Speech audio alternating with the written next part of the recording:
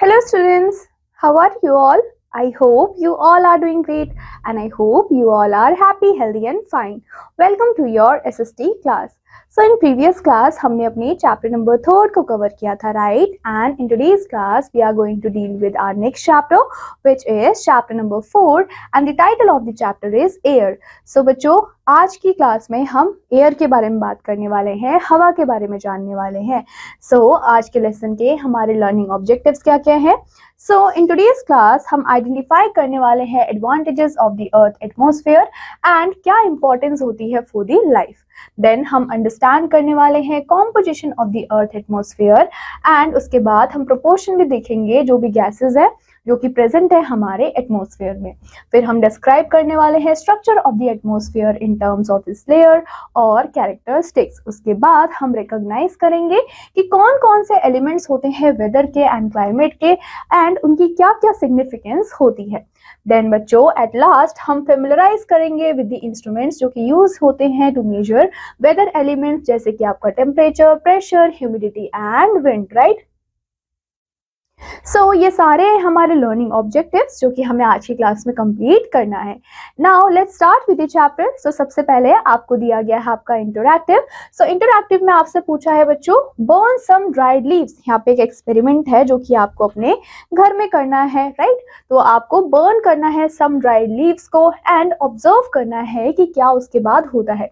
Notice करना है if the air moves upward, कि जो एयर है वो अपवर्ड की तरफ मूव कर रही है या फिर साइडवेज मूव कर रही है around the flames. And right down what you see, और आपको लिखना है कि आपने क्या देखा. Based on this experiment think about whether air is always moving और नॉट. और बच्चों इस एक्सपेरिमेंट के बेस पे आपको ये भी सोचना है कि जो एयर है वो हमेशा ही मूव करती है या फिर नहीं करती. There is a lot of importance of atmosphere. अगर हम देखें तो एटमॉस्फेयर की काफ़ी ज़्यादा इंपॉर्टेंस होती है एंड जो एडवांटेजेस होते हैं एटमॉस्फेयर के वो यहाँ पे आपको दिए भी हुए हैं. सो बच्चों इंटरैक्टिव में आपको क्या करना है, आपको सिंपल सी ये जो एक्टिविटी है इसको परफॉर्म करना है और यहाँ पे जो आपको क्वेश्चंस पूछे गए हैं आपको उनका आंसर करना है. आई होप आप अच्छे से इस एक्टिविटी को कंप्लीट करेंगे और आंसर्स भी यहाँ पे बताएंगे, right. That is your homework. Now coming to the advantages of atmosphere, तो हम देखने वाले हैं. सो फर्स्ट एडवांटेज होता है backbone of life on the earth, right. अब ऐसा क्यों है? क्योंकि जितने भी वाइटल गैसेस होते हैं फॉर एनिमल्स, फॉर प्लांट्स, वो अवेलेबल होते हैं फ्रॉम द एटमॉस्फेयर. और बच्चों यही रिस्पॉन्सिबल होता है for the existence of biosphere on the अर्थ. तो बच्चों अगर हम देखें तो एटमॉस्फेयर में जितनी भी गैसेस हैं, right, vital gases for example carbon dioxide है, एयर है, उसी की वजह से क्या आपको देखने को मिल रहा है, लाइफ जो है वो एग्जिस्ट करती है या फिर आप बोल सकते हो जो बायोस्फीयर है वो भी प्रेजेंट है. क्यों? क्योंकि यहाँ पे क्या है, यहाँ पे एटमॉस्फेयर में एयर है. सेकेंड आपका एडवांटेज क्या आता है, occurrence of weather and climate, right. So phenomena of weather and climate occur only in the atmosphere, क्योंकि आपका जो एटमॉस्फेयर है वहीं पे ही आपको वेदर और क्लाइमेट का फिनोमिना होते हुए दिखता है. ये क्या करते हैं, ये इन्फ्लुएंस करते हैं लिथोस्फेयर को एंड हाइड्रोस्फेयर को, जिसकी वजह से डिफरेंट प्रोसेसेस होते हैं to continue through which life cycle is maintain, और जिसकी वजह से ये जो पूरी लाइफ साइकिल है वो मेंटेन रहती है. क्योंकि हमें पता है कि लाइफ साइकिल को मेंटेन करने के लिए जो वेदर और क्लाइमेट होते हैं वो काफी ज्यादा इंपॉर्टेंट या फिर आप बोल सकते हो वाइटल रोल प्ले करते हैं, राइट. तो ये था आपका सेकेंड एडवांटेज. फिर हम बात करते हैं अपने थर्ड एडवांटेज की. सो maintaining balance of temperature on the earth, right. So atmosphere क्या करता है, एटमॉस्फेयर मेंटेन करता है बैलेंस ऑफ टेम्परेचर को on the earth because the atmosphere act like a green house. Atmosphere किसकी तरह एक्ट करता है, एक ग्रीन हाउस की तरह एक्ट करता है. So it allows the heat radiated by the sun to reach the earth but retains major portion of the heat. अब बच्चों ये जो ग्रीन हाउस है, ग्रीन हाउस की तरह एक्ट तो कर रहा है, तो ये क्या करने में हेल्प करता है, जितनी भी सन की रोशनी आ रही होती है अर्थ की तरफ वो उसको आने तो देता है लेकिन जो मेजर पोर्शन होता है वो खुद अब्सॉर्ब कर लेता है, right. Hence during winter in the evening और first part of the night जो एयर होती है वो वार्म होती है for quite some time even after cooling down of the earth shield. तो इसी वजह से आपको क्या देखने को मिलता है, आपको ड्यूरिंग विंटर इवनिंग के टाइम पे, या फिर अगर आप बात करो first part of the night में, तो जो एयर होता है वो कुछ टाइम के लिए वार्म होता है, और even after cooling down the earth surface जो एयर है वो आपको थोड़ी वार्म ही फील होती है। वो ऐसा क्यों है? क्योंकि यहाँ पे मेंटेन हो रहा है balance of the temperature on the earth because of atmosphere, because your atmosphere is working like अ, और इवन से you can say act like a green house, right?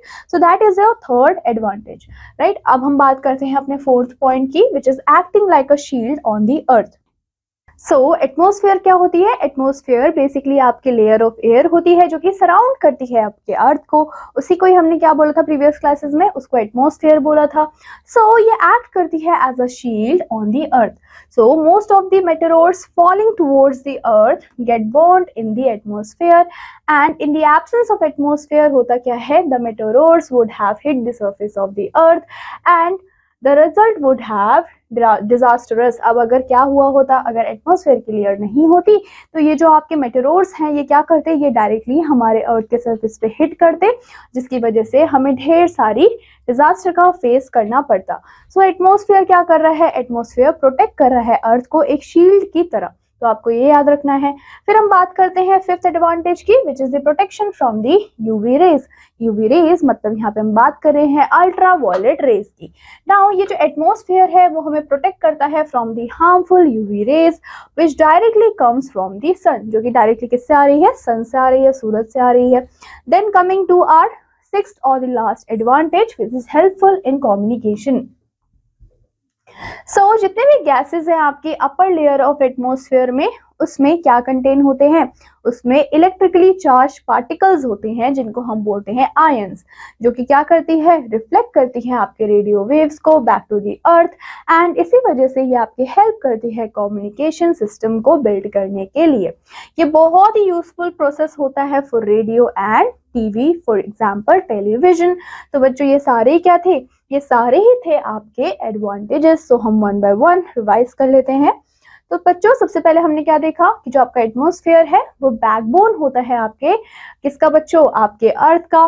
फिर उसके बाद हमने देखा कि occurrence of weather and climate भी atmosphere की वजह से हो रहा है, ये मेंटेन करता है balance of temperature on the earth को।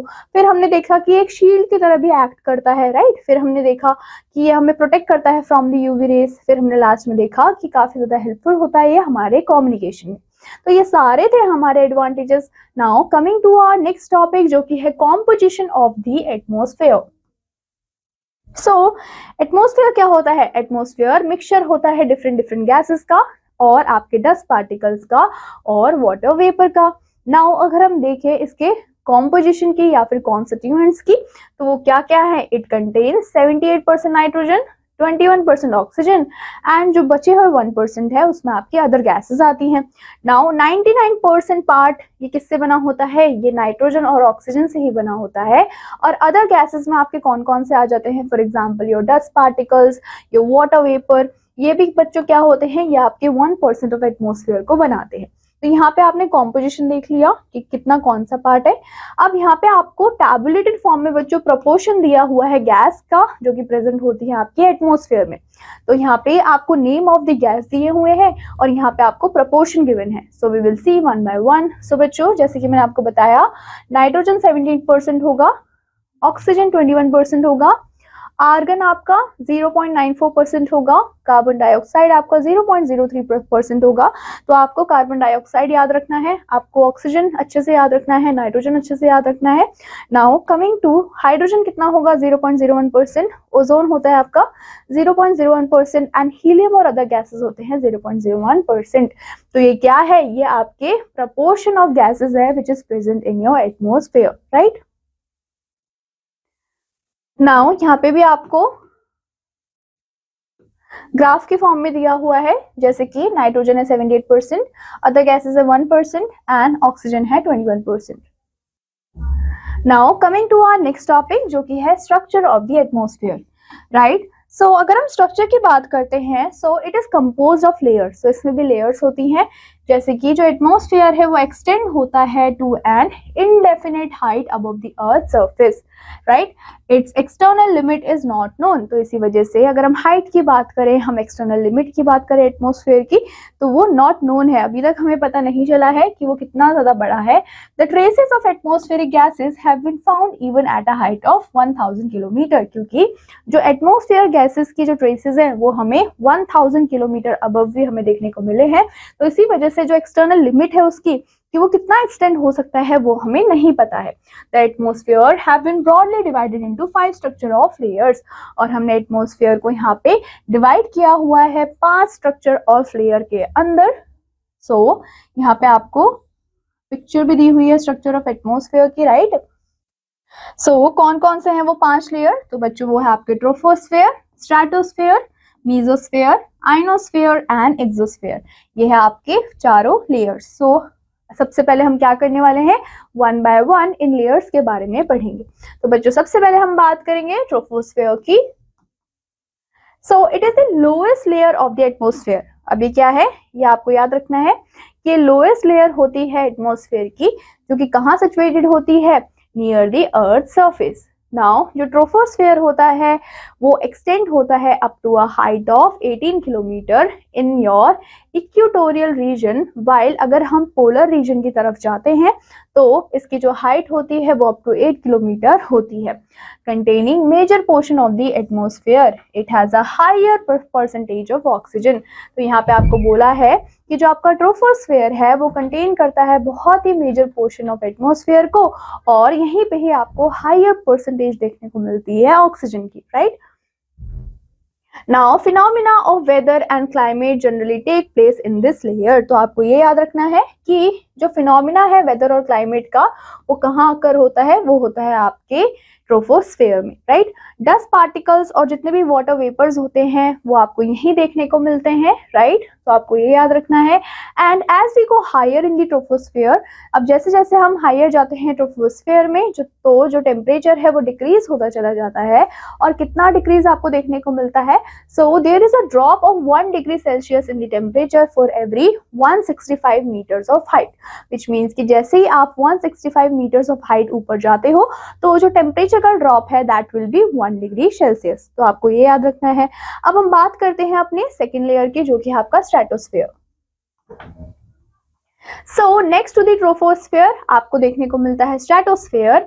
एंड ये क्या है, ये सेकेंड लेयर होता है एटमॉस्फेयर का, जो कि एक्सटेंड होता है up to a height of 50 kilometre above the ground. अगर हम थिकनेस की बात करें, so its thickness is greater at poles. अगर पोल्स की तरफ देखें तो ये आपको ज्यादा थिक देखने को मिलेगा, और इक्वेटर की तरफ आपको थोड़ा थिन देखने को मिलेगा। नाउ मोस्ट ऑफ द जितनी भी ओजोन गैसेस होती हैं वो आपको इसी लेयर में देखने को मिलती है। और ये जो हमारा क्या है, ये जो आपका स्ट्रेटोस्फेयर है ये आपको प्रोटेक्ट करता है किससे बच्चों, अल्ट्रावायलेट रेज से। नाउ जितने भी क्लाइमेटिक फिनोमिना होते हैं वो यहाँ पे नहीं होते हैं, therefore it is the ideal area for air flights. अब बच्चों यहाँ पे कोई भी आपको क्या नहीं देखने को मिलते, क्लाइमेटिक फिनोमिना नहीं देखने को मिलते। इसी वजह से ये जो एरिया है वो बहुत ज्यादा आइडल है एयर फ्लाइट्स के लिए।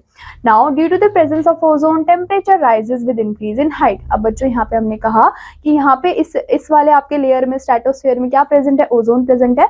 तो ओजोन के प्रेजेंट होने की वजह से जैसे जैसे आप ऊपर जाते जाओगे तो जो टेम्परेचर है वो राइज होता रहेगा, वो इंक्रीज होता रहेगा with increase in height. Then we have our third layer which is mesosphere, right. So अगर हम मीजोस्फेयर को देखें, so extending from 50 kilometre to 80 kilometre of height, जो एटमॉस्फेयर है it gets very rarefied in mesosphere. जो temperature है वो decrease होता चला जाता है with increase in height.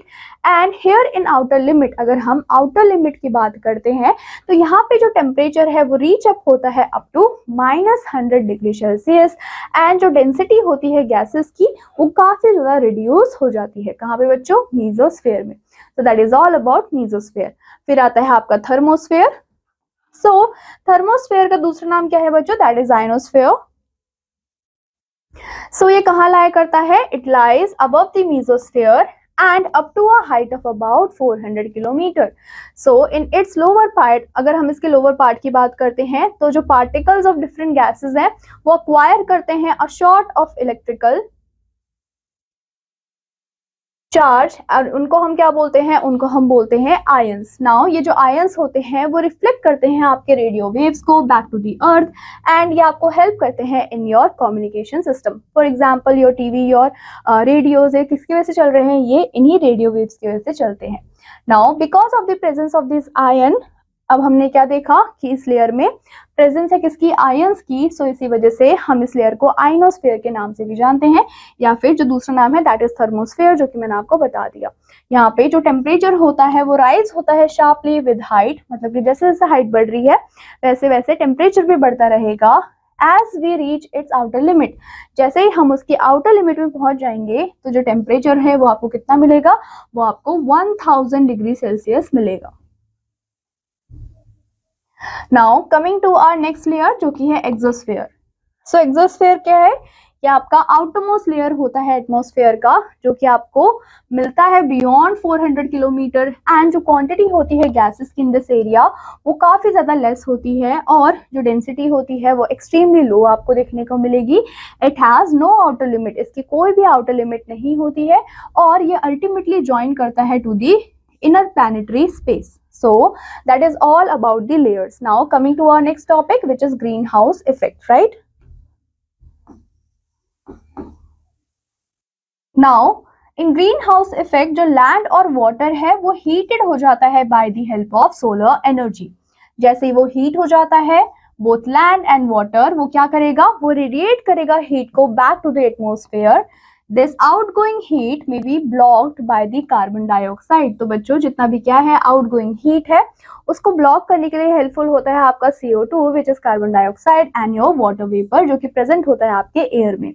Now ये क्या करता है, this trapped energy cause heating of the अर्थ. अब ये जो एनर्जी ट्रैप हुई है उसकी वजह से जो अर्थ का टेम्परेचर है वो राइज होने लग जाएगा, विच मीन्स की अर्थ हीट अप होने लग जाएगा, और इसी को ही आप बोलते हो आपका ग्रीन हाउस इफेक्ट. नाउ बहुत सारे ऐसे रीजंस होते हैं जिसकी वजह से जो अर्थ है वो वार्मर होता जाता है, और इसी को ही आप बोलते हो global warming. Now global warming क्या है, it is one of the most serious environmental problems today. मतलब कि अगर हम देखें आज के टाइम पे तो बहुत ही ज्यादा सीरियस एनवायरमेंटल प्रॉब्लम होती है global warming. Now coming to our next topic which is elements of weather and climate. तो सबसे पहले हम देखेंगे वेदर एंड क्लाइमेट के बारे में. वो साइंस जो कि डील करती है विद द एटमॉस्फेयर और उसकी फिनोमिना, जिसमें इंक्लूड होते हैं आपके वेदर, जिसमें इंक्लूड होते हैं आपके क्लाइमेट, उसको हम बोलते हैं मेट्रोलॉजी. क्या बोलते हैं बच्चों, मेट्रोलॉजी बोलते हैं. And weather keeps changing from hour to hour. अब हमने क्या देखा है कि हर घंटे वेदर चेंज होता है, राइट, और डे टू डे भी हमने देखा है कि जो वेदर है वो चेंज होता है. Now The climate can be defined as the sum of the weather conditions. So climate क्या होती है, climate basically आपका sum होता है weather conditions का about a large area over a very long period. Now it is the average weather as well as हम बोल सकते हैं कि जो भी variations है, जो भी extremes हैं, which is characterizing an area, उसी को हम बोलते हैं climate, right?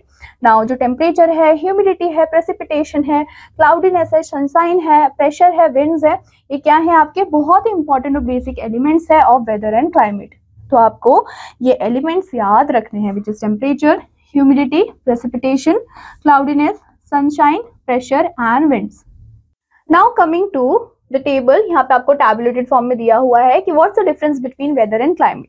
तो बच्चों वेदर क्या होता है, वेदर को हम रेफर करते हैं as a short run atmospheric conditions जो कि एग्जिस्ट होता है for a given time in a specific area.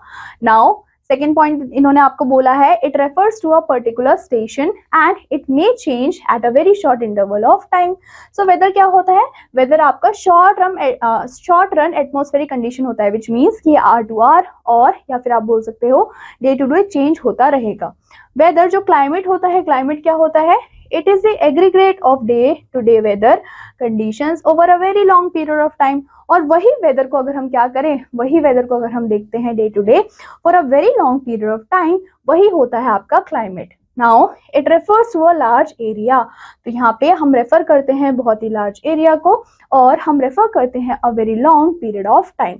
Now it may remain more और less unchanged year after year. और बच्चों ये क्या हो सकता है, या तो हमें चेंजेस देखने को मिल भी सकते हैं या फिर हमें लेस चेंजेस भी देखने को मिल सकते हैं even after a year. So that is a difference between your weather and your climate. Now we hear weather forecast on radio and read about them in newspaper। तो बच्चों हमें वेदर फोरकास्ट के बारे में न्यूज़पेपर और radio से पता चलता है कि कौन से टाइप का वेदर होने वाला है ऑन अ पर्टिकुलर डे। अब ये जो इन्फॉर्मेशन है about the various elements of weather, इसको कलेक्ट कौन करते हैं, तो बच्चों इनको कलेक्ट करते हैं scientist at weather stations. Then वो क्या करते हैं, distributed all over the world. Now जो वेदर स्टेशन है वो क्या है, वो एक ऐसा प्लेस है जहाँ पे जितना भी डेटा है अबाउट द वेदर एलिमेंट्स उसको कलेक्ट किया जाता है रेगुलरली एंड कॉन्टिन्यूसली। नाउ जितने भी शिप्स होते हैं, बलून्स होते हैं, सैटेलाइट्स होते हैं, वो क्या करते हैं, वो इस कलेक्शन ऑफ डेटा को यूज करते हैं। नाउ यहाँ पे आपके पास एक टर्म है विच इज मेटेरोलॉजी। ये क्या है बच्चों, दैट इज द साइंस जो कि डील करती है with the studies of weather. मतलब कि जब हम स्टडी करते हैं वेदर को तो उस स्टडी को हम बोलते हैं मेटेरोलॉजी। नाउ जितने भी साइंटिस्ट होते हैं वो स्टडी करते हैं वेदर को, उनको हम बोलते हैं meteorologist, right. So in our country weather forecasts are provided by Indian meteorological department. तो बच्चों ये डिपार्टमेंट है जो कि आपको वेदर की इंफॉर्मेशन प्रोवाइड करवाता है। अब हम देखने वाले हैं कि इसको मेजर करने के लिए कौन कौन से इंस्ट्रूमेंट्स का हम यूज करते हैं। सो फर्स्ट आता है आपका थर्मोमीटर। सो थर्मोमीटर क्या करता है, आप सभी को पता होगा, जब भी आपको फीवर होता है तो आप थर्मोमीटर का यूज करते हो सो दैट कि आपको आपकी बॉडी का टेम्परेचर पता लगा, राइट। सो टेम्परेचर को मेजर करने के लिए हम थर्मोमीटर का यूज करते हैं। सो यहाँ पे हम थर्मोमीटर का यूज कर रहे हैं ताकि हम कर पाए measure the temperature of atmosphere. Now हम इसको यूज करते हैं to measure the body temperature as well of human beings. Then आता है बच्चों आपके पास स्टीवेंसन स्क्रीन। नाउ ये क्या करता है, ये प्रोटेक्ट करता है आपके थर्मोमीटर को from direct sun rays. Then आता है आपके पास थर्ड इंस्ट्रूमेंट जो कि है 6 मैक्सिमम एंड मिनिमम थर्मोमीटर। ये क्या करता है, ये मेजर करता है highest and your lowest temperature को ऑफ द डे। फिर आता है आपके पास बैरोमीटर। बैरोमीटर क्या करता है, जब आपको एयर का प्रेशर मेजर करना होता है तो उसके लिए आप बैरोमीटर का यूज करते हैं। देन आता है आपके पास विंड वेन जो कि आपको हेल्प करता है विंड की डायरेक्शन फाइंड आउट करने के लिए। फिर आता है आपके पास एनीमोमीटर जिसको आप यूज करते हो to measure the speed of wind. Then है आपके पास रेन गॉज जो कि क्या कर सकते हो, आप उससे मेजर कर सकते हो रेनफॉल को। देन आता है आपके पास हाइड्रोग्राफ जिसको आप यूज करते हो और ये आपको प्रोवाइड करवाता है कॉन्टिन्यूस रिकॉर्ड ऑफ रेनफॉल। तो ये सारे इंस्ट्रूमेंट्स हैं जो कि हम यूज करते हैं ताकि हम वेदर का या फिर क्लाइमेट का पता लगा पाए। So there are 2 degrees by which temperature is recorded. So बच्चों यहाँ पे आपके पास 2 डिग्री है जिससे आप टेम्परेचर को मेजर करते हो। फर्स्ट है आपका सेल्सियस, राइट, अर्लियर हम इसको सेंटीग्रेड के नाम से भी जानते हैं, and second one is your Fahrenheit degrees, right. तो एक हो गया आपका सेल्सियस डिग्री और एक हो गया आपके पास Fahrenheit degrees, and it is named after the scientist. अब बच्चों इनका नाम साइंटिस्ट के ऊपर रखा गया है जिन्होंने इन स्केल्स को डिस्कवर किया है। अब बच्चों जो सेल्सियस स्केल होता है that is the most commonly use scales of temperature. Now जो सेम स्केल है जो कि हम यूज करते हैं in our country also, it is a decimal scale, right. और डेसिमल स्केल में वैल्यूज होती हैं टेम्परेचर की which range from 0 degree till 100 degree, 0.0 degree, right. Now 0 degree is the freezing point of water. 0 degree क्या है, 0 degree आपका freezing point है water का। एंड 100 डिग्री क्या है बच्चों, 100 डिग्री इस स्केल पे इसका मतलब ये है कि बॉइलिंग पॉइंट है वाटर का। तो आपको बॉइलिंग पॉइंट और आपको फ्रीजिंग पॉइंट याद रखना है कि 0 डिग्री आपका क्या है, फ्रीजिंग पॉइंट है, और आपका 100 डिग्री क्या है, वो आपका बॉइलिंग पॉइंट है, राइट, वाटर का। नाउ जितने भी हमारे थर्मोमीटर्स होते हैं वो अवेलेबल हैं which is kept in the shade about a metre above the ground, and for this purpose a wooden box called Stevenson screen with sills on the all sides to allow free flow of air is used. अब बच्चों इसी चीज को protect करने के लिए हमने क्या किया है, हमने यहाँ पे एक इंस्ट्रूमेंट का यूज किया है जिसका नाम है आपका स्टीवेंसन स्क्रीन। जिसमें क्या है, स्लिट्स हैं सारे साइड्स में, जो कि आपको अलाउ करता है कि वहां पे फ्री फ्लो हो किसका, एयर का।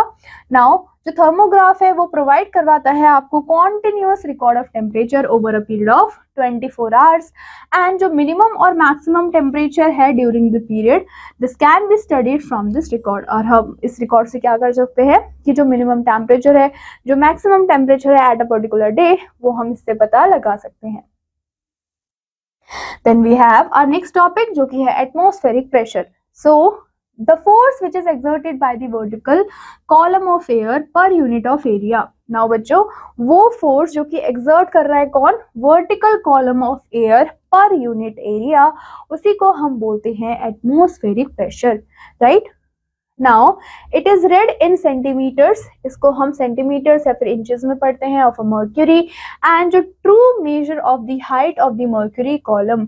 नाउ अनदर यूनिट भी है जिसका नाम है मिलीबार्स, एंड इसको हम मेजर करते हैं through a instrument known as barometer.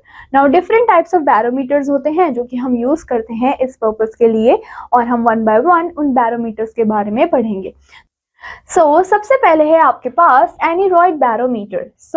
To measure the atmospheric pressure these days हम क्या करते हैं, हम एनीरॉइड बैरोमीटर का यूज करते हैं, और ये मेजर करता है the force which is exerted by air on a metallic plate. मतलब कि कितने फोर्स के साथ जो एयर है वो अपने प्रेशर को एक्सर्ट कर रहा है एक मेटालिक प्लेट पे, उसको मेजर करने के लिए आप इस बैरोमीटर का यूज करेंगे। इसमें कंटेन होते हैं आपके partially evacuated metal chambers with a spring inside to prevent the chambers from collapsing.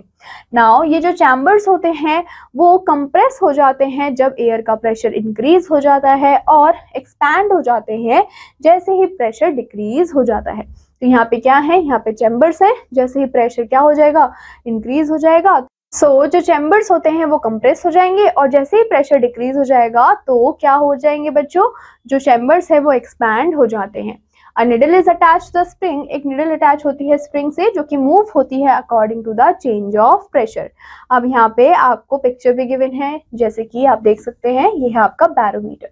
Now इसको हम यूज करते हैं for making altimeter which is used in the aeroplanes। तो बच्चों जो एरोप्लेन जब हम बनाते हैं तो उसमें हम altimeter बनाते हैं, तो बच्चों उसको बनाने के लिए हम किसका यूज करते हैं, हम एनीरॉइड बैरोमीटर का यूज करते हैं।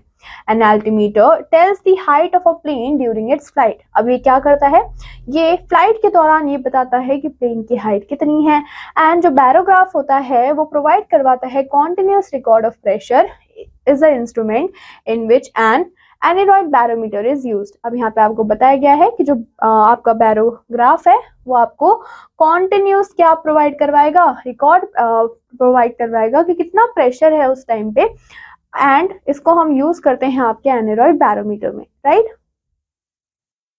देन आता है हमारा सेकेंड इंस्ट्रूमेंट जो कि है एनीमोमीटर। नाउ ये जो इंस्ट्रूमेंट है ये रिकॉर्ड करता है विंड की वेलोसिटीज को, राइट। किसको रिकॉर्ड कर रहा है, विंड की वेलोसिटीज को कॉन्टिन्यूसली, और इसी वजह से हम इसको बोलते हैं anemograph. Now one can not get some idea about wind velocities without actual measurement. Now first आपको क्या करना पड़ेगा, when you find smoke rising almost vertically the wind velocity is less than 1। जब आप देख रहे हो कि जो स्मोक है वो राइज हो रहा है, वो ऊपर बढ़ रहा है और वो वर्टिकली है, विच मीन्स कि जो उसकी विंड वेलोसिटी होगी वो लेस देन 1 होगी, right. Then when wind velocity is more than 40 kilometre per hour, जब विंड की वेलोसिटी कितनी ज्यादा हो, more than 40 kilometre per hour होगा, तो one find it difficult to hold an umbrella, तो आप अम्ब्रेला को होल्ड नहीं कर पाते हो, right. Now high wind velocity which is more than 100 kilometre per hour, वो क्या करता है, वो प्रोड्यूस करता है स्टॉर्म को, स्टॉर्म कंडीशंस को, जिसकी वजह से जो ट्रीज हैं वो अपरूटेड हो जाते हैं। सो बच्चों ये थी आपकी 3 कंडीशंस, यहाँ पे आपको पिक्चर भी दिया हुआ है तो आप देख सकते हैं।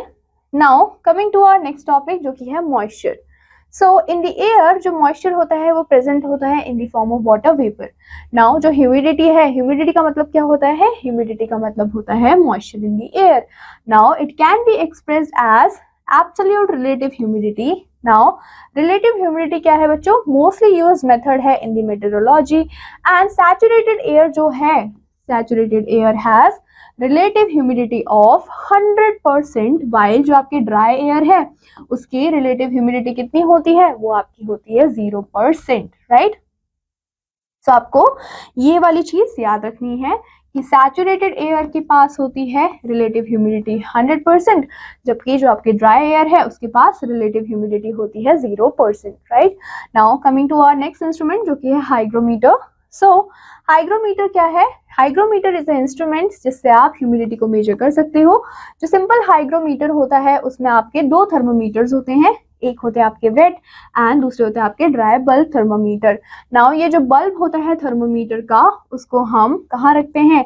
ड्राई एयर में रखते हैं, जो कि मेजर करता है टेम्परेचर ऑफ ड्राई एयर। और जो बल्ब है अनदर थर्मोमीटर का उसको हम ह्यूमिड टेम्परेचर में रखते हैं bye covering with threads dipped in the water, and ये मेजर करता है आपके टेम्परेचर ऑफ ह्यूमिड एयर को।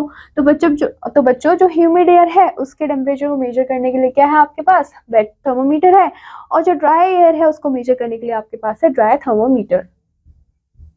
Now if the temperature of the wet bulb thermometer drop sharply, so बच्चों the humidity is very low. यहाँ पे बोला है जैसे ही वेट बल्ब का थर्मोमीटर क्या हो जाएगा? ड्रॉप हो जाएगा शार्पली, विच मीन्स कि जो ह्यूमिडिटी है काफी ज्यादा लो है। And if the temperature of the thermometers does not drop, अगर जो टेम्परेचर थर्मोमीटर का वो ड्रॉप नहीं होता है, विच मीन्स कि जो ह्यूमिडिटी है वो काफी ज्यादा हाई है, right. Now coming to our next instrument जो कि है rain gauge. Now rain gauge ऐसा इंस्ट्रूमेंट है जिससे मेजर करते हैं हम रेनफॉल को, एंड इसमें क्या क्या चीजें कंसिस्ट होती हैं?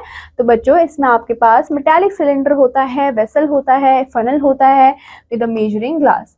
नाउ जो सर्कमफ्रेंस होता है फनल का वो इक्वल होता है सर्कमफ्रेंस ऑफ वेसल के साथ, इन विच जहाँ पे वाटर कलेक्ट होता है।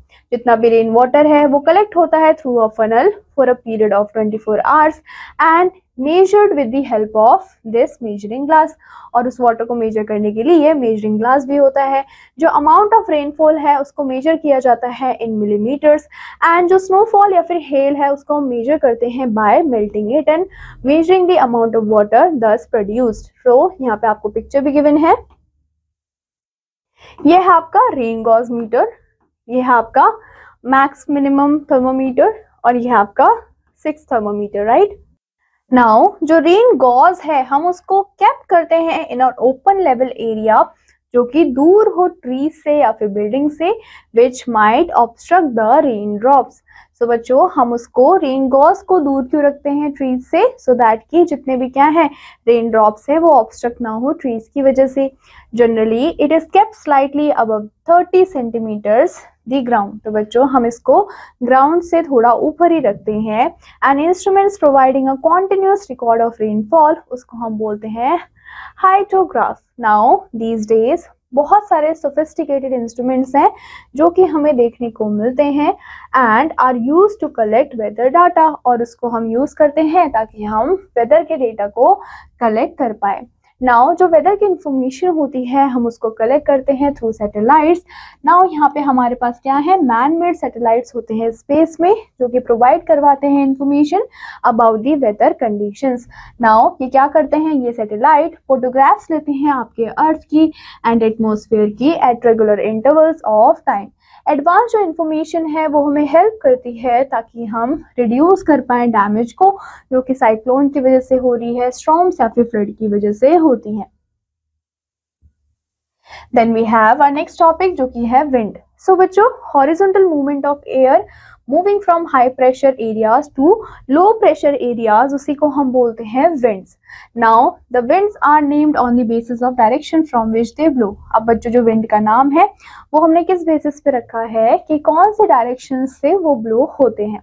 विंड ब्लोइंग फ्रॉम ईस्ट उसको हम बोलते हैं ईस्टर्ली विंड, एंड जो विंड ब्लो होती है फ्रॉम दी वेस्ट उसको हम बोलते हैं वेस्टर्ली विंड।